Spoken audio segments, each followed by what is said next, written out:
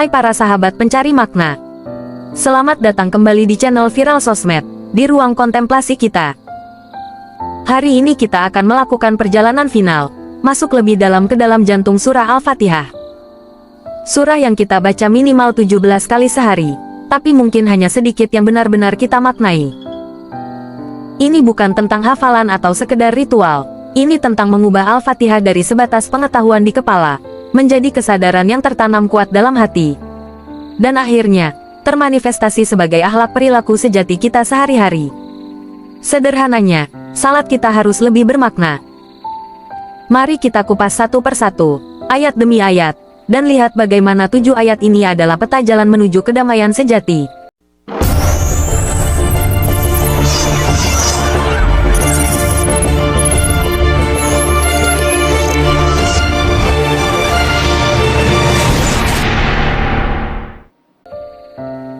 Satu, Basmalah, rahasia kehidupan yang penuh kasih. Kita mulai dari kalimat pembuka, Bismillahirrahmanirrahim. Kebanyakan dari kita menerjemahkannya sebagai, dengan menyebut nama Allah yang Maha Pengasih lagi Maha Penyayang. Mari kita dalami. Ini bukan hanya soal menyebut, ini adalah kontemplasi, ini adalah pernyataan kesadaran bahwa apapun yang kita lakukan atas nama Tuhan. Kita menyadari bahwa kita hanyalah wakil, hanyalah jembatan. Yang primer, yang utama, adalah Dia. Dan apa sifat utamanya? Ar-Rahman dan Ar-Rahim, kasih sayang. Ini petunjuk paling awal, inti dari diri sejati kita. Ruh yang ditiupkan ke dalam jasad kita, adalah kasih sayang. Bahan baku kita itu sudah sempurna dan sudah bahagia. Jadi, kalau hari ini kita merasa tidak bahagia, merasa kurang damai, itu bukan karena kita kekurangan sesuatu di luar, melainkan karena kebahagiaan alami kita sedang tertutup oleh lapisan-lapisan ego, pikiran negatif, atau drama hidup. Kita sering keliru, kita mencari kebahagiaan, happiness di luar dalam bentuk objek, materi, atau pencapaian yang sebenarnya kita cari adalah kesenangan, pleasure. Kesenangan selalu punya syarat, aku akan senang kalau aku punya ini. Dan begitu dapat, ia cepat menguap. Happiness sejati, yang diisyaratkan basmalah, itu tak bersyarat. Ia adalah kondisi alami kita. Kita hanya perlu melepaskan penutup-penutupnya. 2. Alhamdulillah, sekolah kehidupan dan melepas ego. Lanjut ke ayat kedua, Alhamdulillahirobbilalamin. Segala puji bagi Allah, Tuhan semesta alam. Ayat ini adalah latihan kerendahan hati, humble, tingkat tinggi. Ketika ada pujian datang, kamu hebat, kamu baik sekali. Jangan GR, segera kembalikan, Alhamdulillah, yang baik itu bukan kita. Kita hanyalah hamba, hanyalah wadah. Semua kebaikan, semua kemampuan, itu adalah pinjaman dari sang pemilik. Ini mencegah ego kita membesar, sebab begitu kita merasa kitalah yang hebat, kitalah yang mampu, maka eksistensi Tuhan dalam diri kita mulai mengecil. Ego yang menjadi Tuhan baru. Poin kedua dari ayat ini adalah sifat Allah sebagai Rabb. Rabb artinya Dia adalah pendidik, pengayom, dan pengajar. Ini mengubah perspektif kita terhadap hidup. Hidup ini bukan rangkaian kesialan atau kebetulan. Hidup ini adalah sekolah kehidupan, the school of life. Kalau kita sedang sakit, itu bukan azab, tapi pendidikan agar kita menyadari pola hidup atau mental tertentu. Kalau kita diuji dengan kesulitan, itu adalah pelajaran agar kita bertumbuh. Dengan sudut pandang ini, kita tidak lagi berburuk sangka kepada Tuhan, tetapi melihat setiap kejadian sebagai kurikulum pembelajaran. Dan untuk lulus dari sekolah kehidupan ini, kita butuh pengetahuan. Pengetahuan yang mendalam dan berakal adalah kunci untuk membuka pintu pengertian. Tanpa pengertian, kita mudah marah, mudah kecewa, dan sulit berdamai.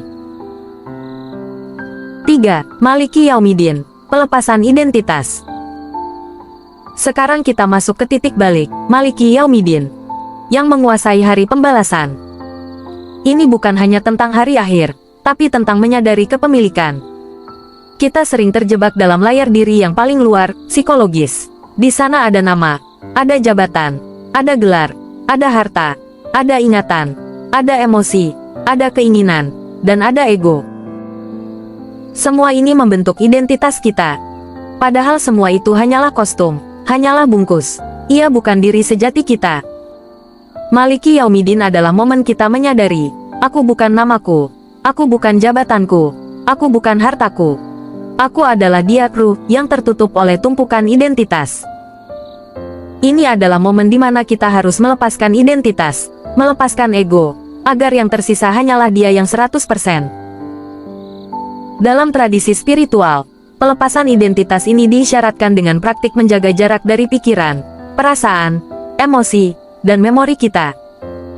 Di Islam, ini adalah esensi dari salat. Salat adalah jeda dari identitas, melepaskan semua gelar, berdiri sebagai hamba, dan semakin kita mampu menjaga jarak dari ego, semakin damai dan tenang hidup kita. Kenapa? Karena yang membuat kita cemas, marah, dan kecewa adalah ego dan ekspektasi yang diproduksi oleh pikiran kita. 4. Iyyaka na'budu wa iyyaka nasta'in, koneksi penuh. Setelah ego diredam, kita bisa mencapai koneksi penuh, iyyaka na'budu wa iyyaka nasta'in. Hanya kepadamu kami menyembah dan hanya kepadamu kami memohon pertolongan. Koneksi ini baru bisa terjalin jika kita sudah melewati 3 ayat sebelumnya. Sadar kita adalah kasih sayang, basmalah. Sadar kita sedang dididik, alhamdulillah. Sadar kita melepas ego karena dia pemilik sejati, Maliki Yaumidin. Ketika kita menyembah na'budu tanpa ego, penyembahan itu menjadi murni. Ketika kita memohon pertolongan, nasta'in, tanpa ego, permohonan itu adalah penyerahan total. Inilah titik tertinggi dalam Miraj, momen ketika Nabi Muhammad naik ke atas untuk bersimpuh di hadapan Allah. Namun, Miraj tidak berhenti di sana, ia harus kembali ke bumi Isra. Sama seperti kita, setelah terhubung, kita harus kembali ke dunia nyata. Tapi saat kembali, kita tidak boleh lupa. 5. Ihdinas siratal mustaqim, meminta peta jalan. Saat kita kembali ke dunia, kita memohon, ihdinas siratal mustaqim. Tunjukilah kami jalan yang lurus. Jalan lurus ini adalah permintaan agar kita mampu mempertahankan kesadaran yang sudah kita dapatkan dalam momen salat, di tengah hiruk-pikuk kehidupan. Kita tidak meminta jalan yang mudah, kita meminta jalan yang lurus, jalan yang benar-benar memandu kita untuk menjadi manifestasi Rahman dan Rahim Allah di tengah semesta. Sebab, ketika kita keluar dari salat, ego akan berusaha naik kembali.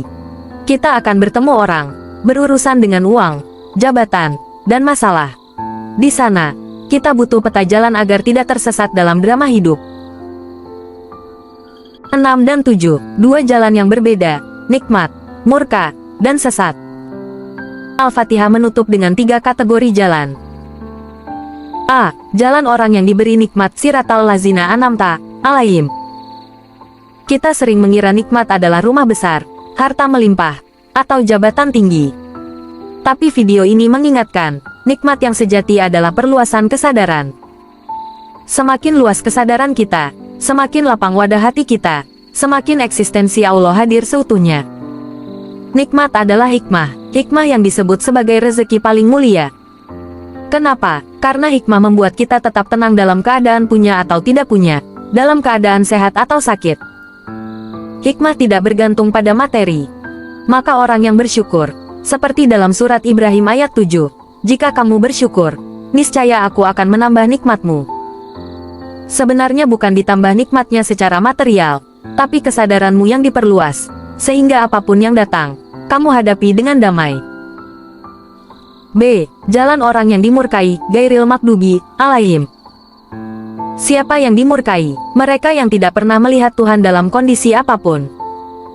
Murka di sini bukan berarti Allah itu emosional, melainkan gambaran dari kondisi spiritual kita yang terhalang total.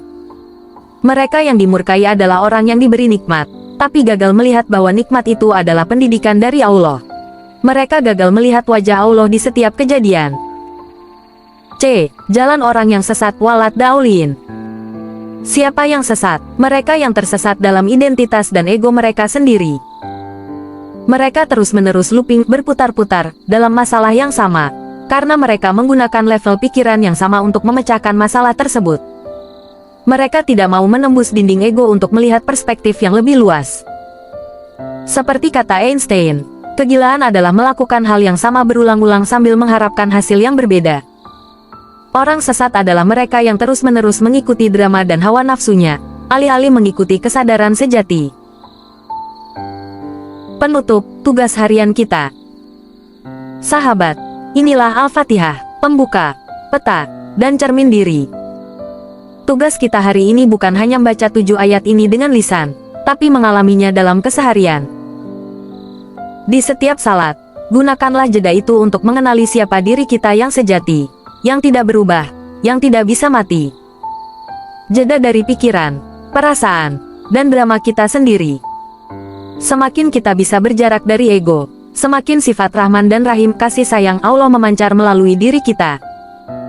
Dan di sanalah kita menemukan puncak kedamaian dan kebahagiaan. Mari kita terus belajar, terus merenung, dan terus menerapkan. Selamat beral-Fatihah dengan kesadaran penuh. Hatur nuhun, sehat selalu.